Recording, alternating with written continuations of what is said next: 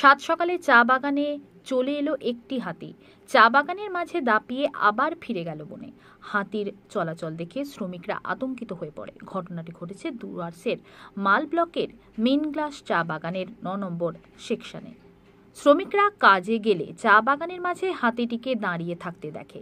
হাতি দেখে মানুষের ভিড় জমে যায়। মানুষের চিৎকার ও শোরগোলে হাতিটি এদিক ওদিক ছোটাছুটি করতে থাকে। রাজার থেকে ফটো নিয়ে নাও না। কারা কারা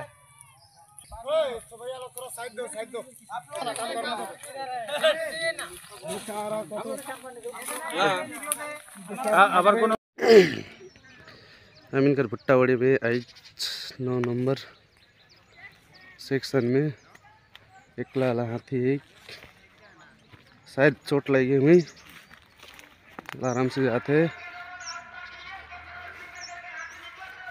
बहुत बड़का है।